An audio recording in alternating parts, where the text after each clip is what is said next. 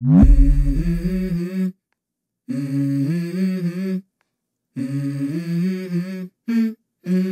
go. Elle avait tout pour devenir la hit girl de sa génération. Très à l'aise à l'écran comme sur scène, elle a multiplié les annonces et les collaborations avec certains des plus gros vendeurs de l'industrie, puis a fini par disparaître en même temps que l'engouement autour d'elle. De ses débuts avec Fifth Harmony jusqu'à l'échec récent de son premier album, aujourd'hui dans cette capsule musicale, on parle de Normani.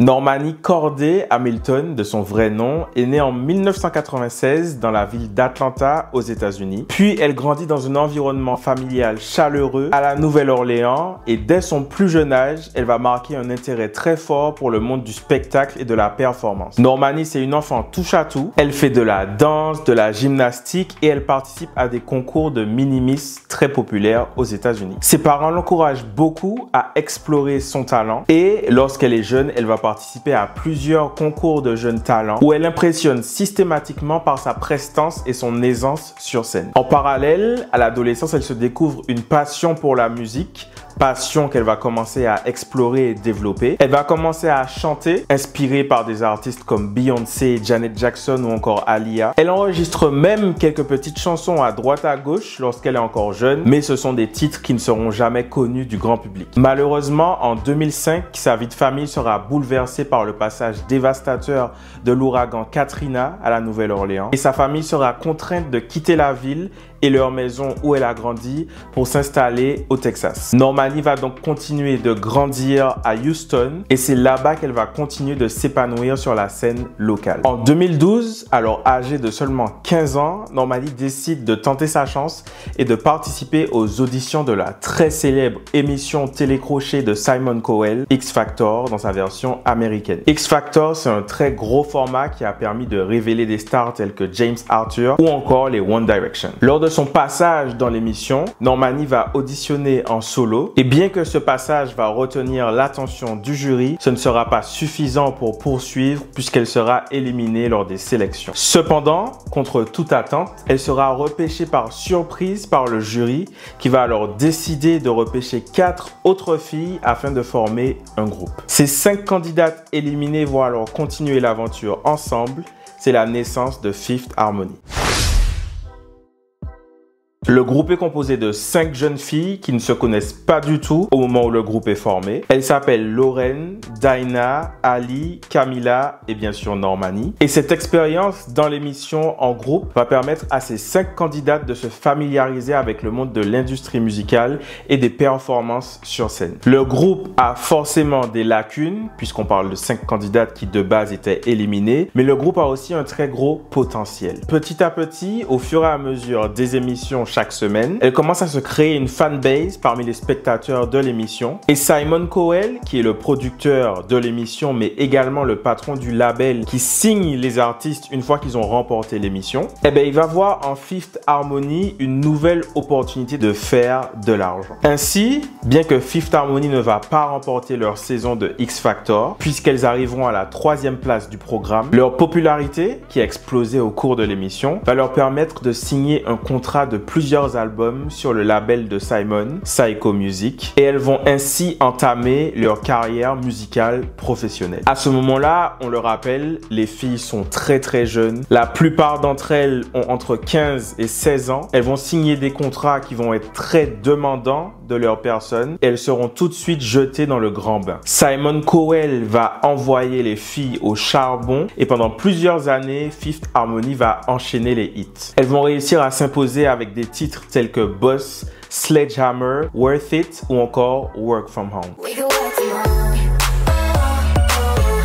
Mais forcément, ce succès en façade cache beaucoup de souffrance en coulisses. Les 5 filles seront exploitées avec très peu de liberté sur les choix du groupe, que ce soit les choix de chansons qu'elles chantent ou les choix de tenues vestimentaires. Elles vont très souvent être sexualisées dans leur image, alors que la plupart des filles du groupe sont encore mineures. Et on va les trimballer de continent en continent, de pays en pays, de ville en ville pour des séances de dédicaces, des concerts, des tournées, de la promo dans les centres commerciaux, dans les magasins. Forcément, à long terme, ce rythme a un impact sur la cohésion et l'entente du groupe. Et Fifth Harmony va commencer à devenir moins harmonieux. Il va se créer des fissures au sein de la formation. Camila, qui avait été placée un peu comme la leader du groupe par le label, va quitter le groupe et une grosse partie de la fanbase des Fifth Harmony va partir en même temps qu'elle. Et surtout, ce qu'il faut retenir par rapport à Normani, c'est que durant sa vie dans le groupe, elle va subir des grosses vagues de cyberharcèlement, ce qui aura un impact non négligeable sur sa santé mentale et son rapport avec les réseaux sociaux. Finalement, en 2018, après 6 années d'exploitation intensive, Fifth Harmony annonce un hiatus, une pause indéfinie où chaque membre du groupe s'autorise la liberté de développer sa propre carrière en solo. C'est le début de la carrière solo de Normani, enfin presque. Dans le groupe Fifth Harmony, elles étaient 5, mais l'une de ces 5 était beaucoup plus mise en avant que les autres. Camila Cabello était souvent la lead, la meneuse du groupe, ce qui a créé un déséquilibre avec les autres filles du groupe qui étaient souvent reléguées au second plan, voire parfois carrément absentes sur certaines chansons. Fifth Harmony, c'est un groupe qui dans son essence est purement pop. C'est un groupe qui est destiné à chanter et performer des chansons pop qui seront matraquées sur les radios pop. Parce que c'est sur ce créneau-là qu'il y a le plus d'argent à faire. Et Simon Cowell, il aime l'argent. Le problème, c'est que Normani, qui est né dans une famille noire à Atlanta, qui est une ville noire des États-Unis, puis qui a grandi entre la Nouvelle-Orléans et le Texas, en regardant les clips de Beyoncé, de Brandy ou encore de Aaliyah, c'est une gamine qui a beaucoup d'affection pour le R&B. Et donc, à côté des gros bangers pop que Fifth Harmony sortait, Normani va proposer des reprises R&B qui, elles, seront beaucoup plus proches de son univers. Don't touch my soul. Avant que le groupe se sépare, il y avait déjà un peu d'eau dans le gaz avec leur management et déjà des envies d'émancipation de la part des membres du groupe. Et donc, alors qu'elles étaient encore dans le groupe, chacune commençait à avoir des petites collaborations en dehors de la formation. Ainsi, on a retrouvé Camila avec Shawn Mendes, on a retrouvé Ali avec A$AP Ferg ou Lost Kings, on a retrouvé Lauren avec Halsey et Normani de son côté va faire ses débuts en solo avec Khalid. Love Lies, c'est un morceau mid-tempo R&B qui est très catchy, une ambiance chaude et sensuelle qui permet au timbre de Normani et de Khalid de briller à la perfection. Le morceau sera très bien reçu par la critique et le grand public et deviendra 5 fois disque de platine aux États-Unis. La carrière de Normani est lancée. Le label a vu Normani sur scène. Très clairement, c'était l'atout scénique du groupe. Elle a des lacunes vocalement, elle a des petits problèmes de placement, des petits problèmes de justesse. Mais une fois qu'elle est sur scène, elle prend toute la lumière. Du coup, le label se dit que c'est pas bien grave, on peut fermer les yeux sur les petites lacunes vocales. Parce qu'en soi, nous, on n'a pas besoin que ça soit la nouvelle Whitney Houston, on veut une pop star. On veut une meuf charismatique qui va percer l'écran, qui va prendre l'attention des gens sur scène et qui va nous enchaîner les tubes qui vont tourner à la radio pour nous rapporter de l'argent. En plus, à ce moment-là sur le marché, lorsque Normani se met en solo, il y a vraiment une place à prendre. Il y a un gros vide sur le marché parce que la plupart des grosses pointures de la scène musicale féminine ont laissé leur place. Rihanna a oublié le chemin du studio. Beyoncé fait de la musique pour le Roi Lion que le grand public n'écoute pas. Lady Gaga n'est plus Gaga. Et Katy Perry est devenue la risée d'Internet. Du coup, le grand public est à la recherche de la nouvelle pop star, la hit girl, qui va nous donner ce qu'on a envie de voir sur scène. Et Normani, à ce moment-là, c'est la candidate idéale. Mais alors, 2 problèmes vont se poser. Tout d'abord, ce qu'on a vu, c'est que Normani, c'est une artiste R&B. C'est une meuf qui est passionnée par le R&B, qui a envie de faire du R&B. C'est la musique avec laquelle elle a grandi. C'est la musique qui l'influence le plus. Mais son label veut une pop star. Du coup, sur son début de carrière solo, Normani va être positionnée dans une espèce de crossover entre la pop et le R&B sans vraiment choisir un camp ou l'autre.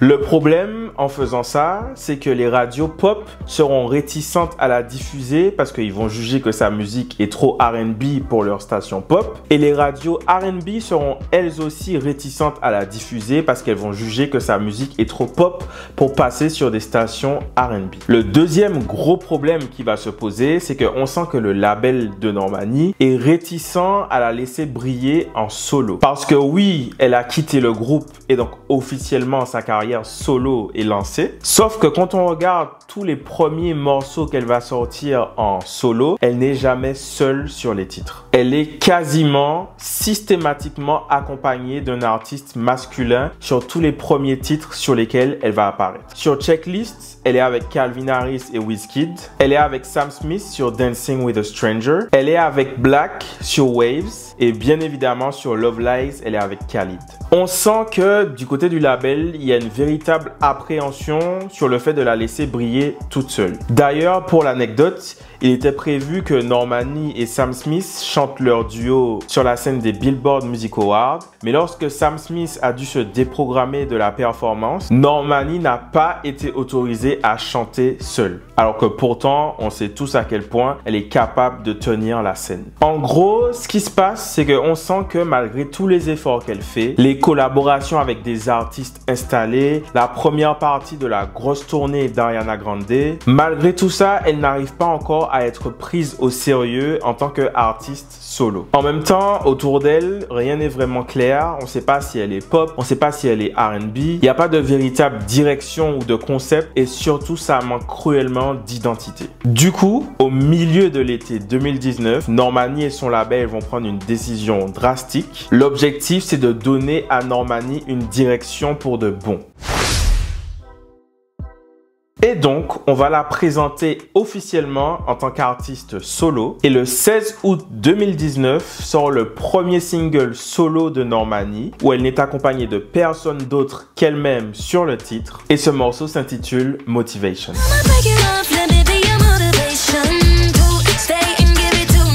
Le ton est donné rien qu'avec la pochette du single. Longue queue de cheval, des paillettes et un fond rose bubblegum. Normani devient une pop star. Motivation, c'est un pur morceau pop écrit par des gros faiseurs de tubes pop, composé notamment avec Ariana Grande et Max Martin, qui est l'un des producteurs les plus renommés dans la pop. Il est à l'origine des plus gros tubes de Katy Perry, Britney Spears ou encore Taylor Swift. Et du coup, Motivation, c'est un up-tempo, catchy, qui est dynamique et percutant. Le refrain rentre dans la tête dès la première écoute. On a envie de fredonner, on a envie de danser, on a envie de chanter. Et le clip va enfoncer le clou. Normani joue à fond la carte de la nostalgie et l'era du début des années 2000, fin des années 90. C'est un clip avec un énorme budget, une multitude de scènes et de tenues. Ça filme le jour, ça filme la nuit, ça filme au soleil, ça filme sous la pluie. Ça regorge de références aux icônes du début des années 2000 comme Beyoncé ou encore Jennifer Lopez. Le morceau sera bien reçu par le public et on a désormais envie de voir Normani comme la digne héritière de toutes ces artistes féminines marquantes du début des années 2000. Dans la même foulée, elle va faire de la promo en radio et annoncer la sortie de son premier album solo. Elle ne manquera pas de préciser que cet album est inspiré de ce revival du début des années 2000. Prenez un shot à chaque fois que je dis années 2000 dans cette vidéo parce que vraiment, je le dis trop de fois. La hype commence à être de plus en plus élevée autour de Normani. Elle gagne des dizaines de milliers de followers sur les réseaux sociaux. Les vues de son clip explose, elle est repartagée de partout, les célébrités la félicitent en passant de Kylie Jenner jusqu'à Missy Elliott et surtout elle est annoncée pour sa première performance en tant qu'artiste solo sur la très prestigieuse scène des VMAs. Ce soir-là, tous les yeux seront rivés sur elle, elle va offrir l'une des performances les plus marquantes de la soirée.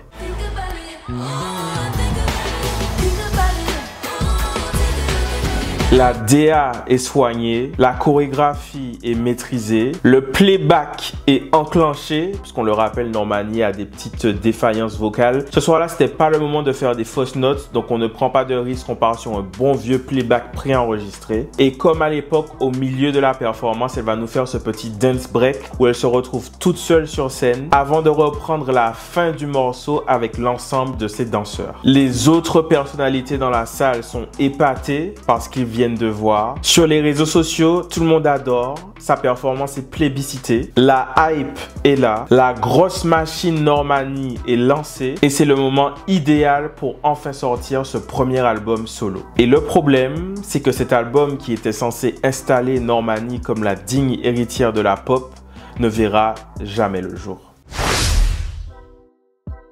Après son apparition remarquée et plébiscitée aux VMAs, Normani va chanter la chanson sur le plateau des Streamy Awards, qui est une cérémonie bien moins prestigieuse que les VMAs. Et globalement, l'exploitation du morceau va s'arrêter là. Alors même qu'elle était au sommet de sa hype et que tous les yeux étaient rivés sur elle. Côté coulisses, le label aurait été refroidi par les scores du single qu'ils espéraient bien meilleurs commercialement au vu des moyens qui ont été attribués. Et du coup, au lieu de sortir l'album, Normani va continuer de le retravailler car ça lui tient à cœur de présenter au public un projet qui lui ressemble.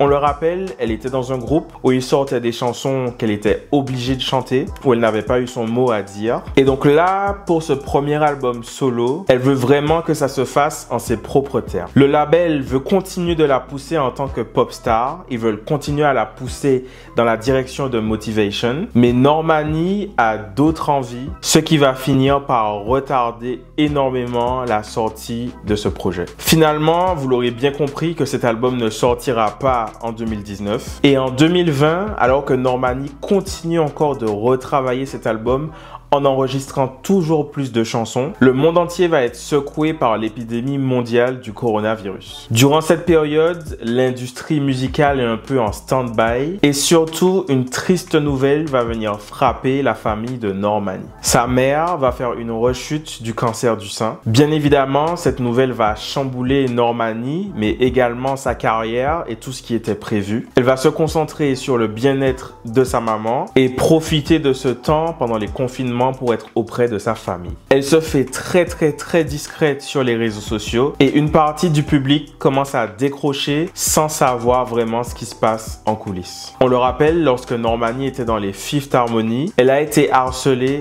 très lourdement sur les réseaux sociaux. Elle a reçu beaucoup d'injures à caractère raciste. Et depuis cette période, les réseaux sociaux, ce sont des plateformes avec lesquelles elle prend beaucoup de distance. Elle ne s'y exprime que très peu et c'est quelque chose qui met beaucoup de distance entre elle et ses fans et qui pourtant est très nécessaire pour sa santé mentale et son bien-être, encore plus dans des circonstances pareilles. Finalement, en 2021, Normani prend tout le monde de surprise et annonce son retour. Elle est de nouveau accompagnée sur ce morceau, mais cette fois-ci, elle est accompagnée d'une femme. Et quelle femme, puisqu'on retrouve Cardi B sur le retour de Normani en 2021 avec le morceau Wild Side.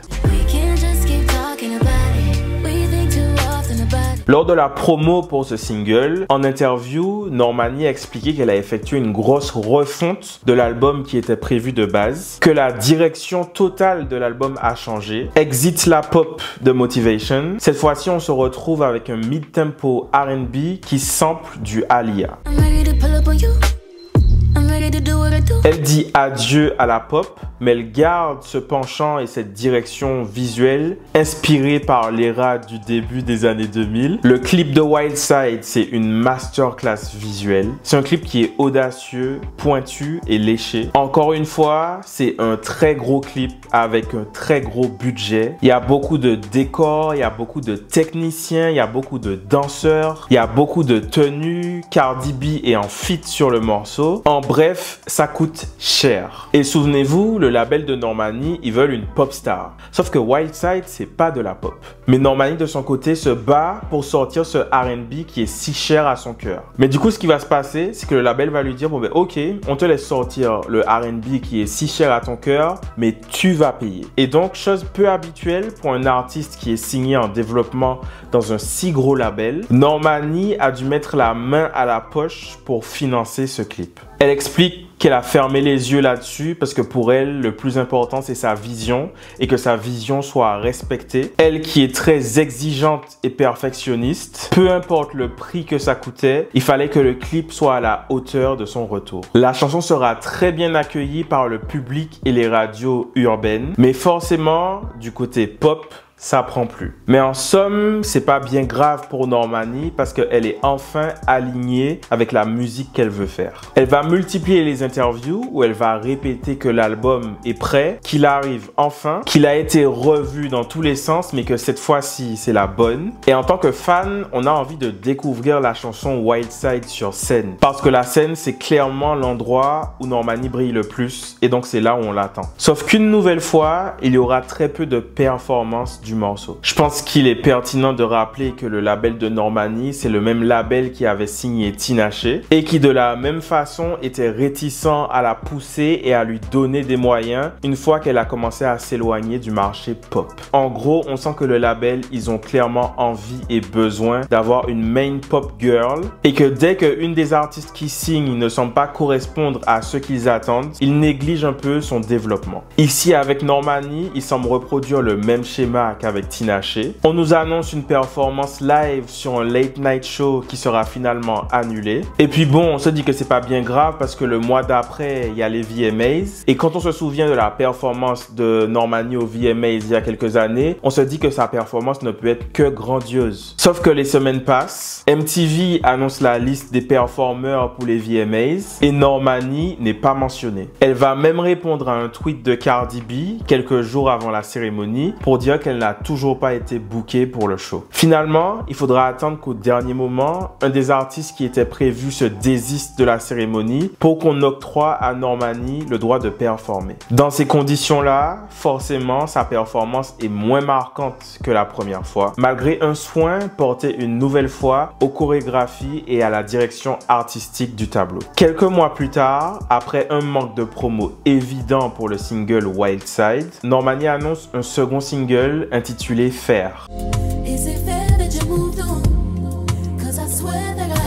C'est une ballade R&B qui confirme complètement la direction que Normani a verrouillée pour son album, le R&B. Au grand désarroi de son label, c'est un morceau où Normani explore avec vulnérabilité son côté plus fragile et personnel. Malheureusement, le morceau sera accueilli très froidement par le public, qui ne s'y intéressera jamais vraiment. À ce moment-là de sa carrière, tout n'est pas rose pour Normani. À côté des performances commerciales qui sont décevantes, son père va être diagnostiqué d'un cancer à la prostate, seulement quelques temps après ce que sa famille a vécu avec sa mère. Normani est de nouveau assommée par la nouvelle et elle va une nouvelle fois décider de se rapprocher de sa famille pour vivre cette épreuve avec eux. Elle explique que durant cette période-là, qui était très compliquée pour eux, ses parents la poussaient à continuer sa carrière, à continuer d'enregistrer des chansons, à continuer d'aller en studio parce que c'est ça qui leur donnait la force à eux de continuer de se battre. Elle explique qu'elle était dans une espèce de paradoxe de devoir continuer sa carrière parce que c'est la motivation de ses parents, c'est ce qui leur donne l'envie de lutter, mais que fatalement, en faisant ça, elle était loin d'eux durant cette période difficile. Pendant ce temps, vous l'imaginez bien, elle est très loin des réseaux sociaux, elle est complètement absente du paysage médiatique et certaines personnes vont commencer à la critiquer très viruleusement sur les réseaux sociaux par rapport à son silence. On va l'accuser d'avoir perdu l'appétit du succès, on va l'accuser d'avoir abandonné sa carrière, on va l'accuser de négliger ses fans et de manquer de respect à son public en lui annonçant un album qui ne sort jamais. Et la vérité, c'est que toutes ces attaques que Normani va recevoir sur les réseaux sociaux une nouvelle fois proviennent de personnes qui n'ont aucune idée de ce qu'elle est en train de subir par rapport à son contexte familial, mais également de la pression du label. Normani réapparaît en 2024 quelques jours seulement après le début d'année et nous annonce enfin son premier album. Cette fois-ci, on a vraiment envie d'y croire. L'album s'intitule Dopamine et elle annonce qu'il sortira en juin de cette même année. Normani apparaît alors soulagée et confiante dans la direction artistique visuelle. On sent dans l'image que c'est bold, c'est assumé, c'est frontal. Encore une fois, on a vraiment envie d'y croire et ça donne vraiment envie de découvrir cet album. Le problème, c'est qu'une nouvelle fois, la petite hype qui avait été construite autour de cette annonce de retour, elle va rapidement s'en aller parce que rien n'est vraiment organisé du côté de la maison de disques pour la sortie de l'album. Aucune interview dans les émissions majeures, aucune interview dans les late night shows, aucune performance ni au VMAs ni nulle part, même pas une performance à la cérémonie des BET Awards qui pourtant est la scène idéale, la plus prestigieuse pour défendre du R&B. Et surtout, ce qui est très regrettable dans le cas de Normani, aucun clip. L'album va sortir dans le silence et le calme le plus total. C'est un plan promo qui est digne de Beyoncé, sauf que Beyoncé a presque 30 ans de carrière et elle vend 400 000 exemplaires en première semaine. Ainsi, le premier album de Normani, qu'on a tant attendu et qui nous a tant été teasé, va sortir dans une énorme discrétion et s'écouler à seulement 12 000 exemplaires lors de sa première semaine aux États-Unis. L'album va rentrer dans les charts à la 91e place, ce qui est un score très dur. Et ce qui est dommage et vraiment regrettable dans tout ça, c'est que vraiment, l'album est excellent. C'est un album qui est noté 73 sur 100 sur Metacritic, ce qui est une vraie bonne note, surtout pour un premier album. Et honnêtement, pour le coup, c'est un projet qui est solide, résolument R&B au sens large du genre. L'album commence avec une entrée en matière, genre carrément ego trip, avec le morceau Big Boy. Ensuite, on poursuit avec du R&B suave et doux sur All Yours. D'ailleurs, sur ce morceau, je trouve son timbre particulièrement irrésistible, notamment sur le pont où vraiment à chaque fois j'entends cette partie, je fonds.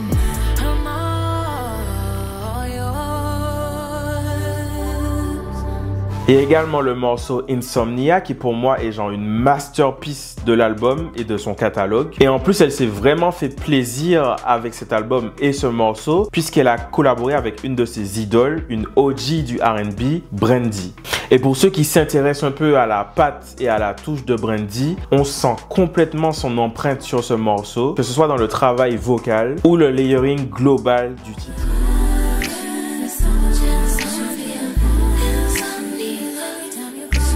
La mélodie du refrain est sublime et les accents de guitare électrique et de basse qui ponctuent le morceau apportent un vrai relief. Il y a également le morceau Candy Paint qui remplit humblement son travail de bop de l'album. Mais surtout, il y a le morceau Tantrums qui chez moi est un énorme coup de cœur. On a une espèce de prod qui est comme venu de l'espace, un flow qui est incisif sur le premier couplet, suivi de la mélodie et de la délicatesse à l'arrivée de James Blake. C'est un duo qui fonctionne vraiment bien sur ce titre. Normani a expliqué en interview que c'est le morceau qui a demandé le plus de travail et qui a été le plus manipulé sur cet album. Et pour moi, honnêtement, c'est une très grosse réussite et surtout musicalement, je vois une vraie cohérence et un lien avec les débuts de sa carrière parce que pour moi, le morceau Tantrums, c'est le grand frère de son premier morceau solo, Waves.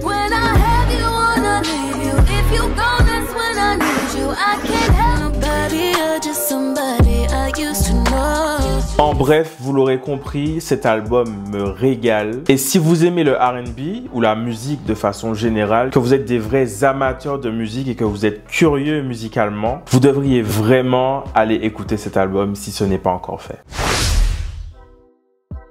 Du coup, selon moi, les scores commerciaux de l'album sont à expliquer par d'autres facteurs que sa qualité, puisque c'est un album qui est très solide. Déjà, comme on l'a vu, le label n'a organisé aucune vraie stratégie correcte pour promouvoir le projet. On sent qu'ils étaient un peu en mode, bon, ça fait 5 ans qu'elle nous saoule à vouloir sortir son album R&B. On la laisse sortir son album R&B, comme ça c'est fait et on n'en parle plus. Elle a été complètement abandonnée par son management. Et c'est triste quand on connaît le potentiel de Normani sur scène ou dans ses clips. Ce qui est d'autant plus regrettable, c'est qu'on sait que des clips ont été tournés, qu'il y a de l'argent qui a été débloqué pour tourner des clips, que ces clips existent et que malgré ça, rien ne sort. Encore une fois, comme trop souvent dans la carrière de Normani, c'est le silence. Un autre facteur qui défavorise Normani, c'est que comme je l'ai dit avant dans cette vidéo, quand elle s'est lancée en solo, elle avait un boulevard devant elle. Et là, au moment où Normani sort enfin ce premier album, ce n'est plus le cas. Rien que sur le créneau R&B par exemple, il y a eu l'arrivée de Chloé, qui a déjà eu le temps de sortir 2 albums en solo. Il y a aussi Coco Jones, qui contrairement à Normani est très à l'aise vocalement, en plus d'être doté d'une équipe redoutable pour le management. Sur le créneau pop, le label de Normani a dévoué toute son attention à Tate McRae, qui elle aussi est une excellente danseuse et a récupéré tout ce concept du revival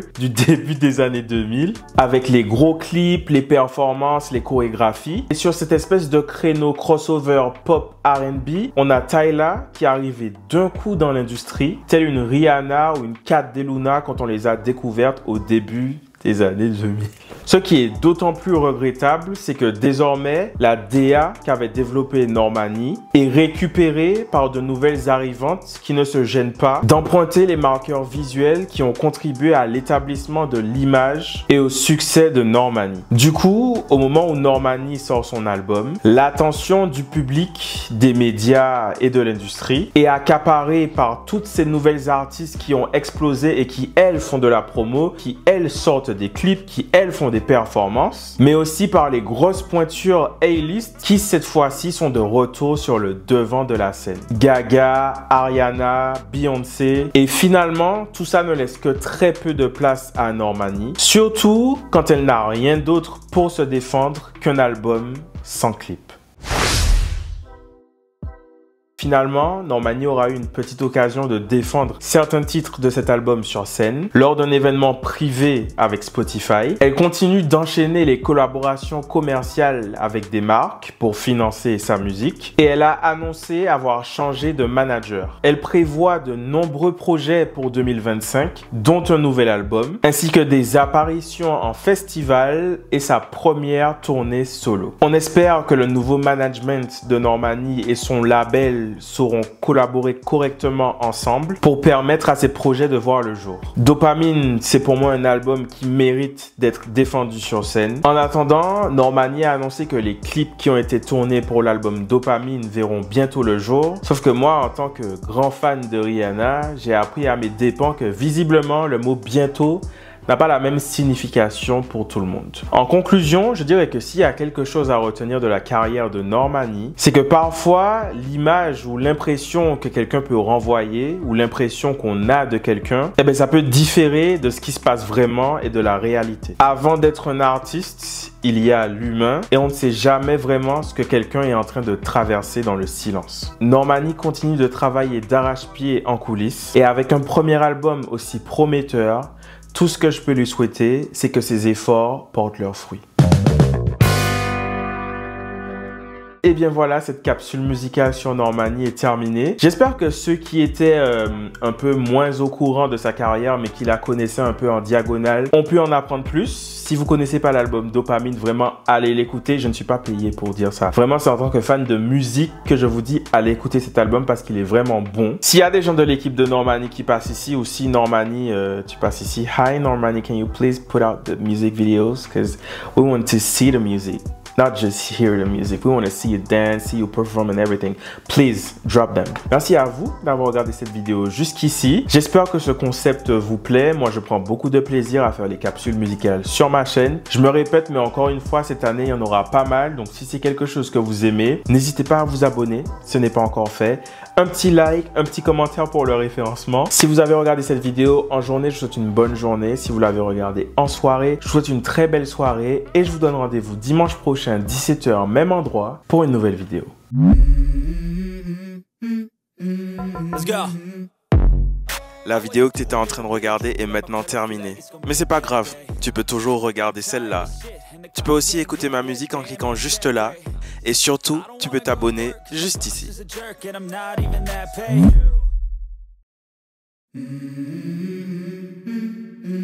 Let's go.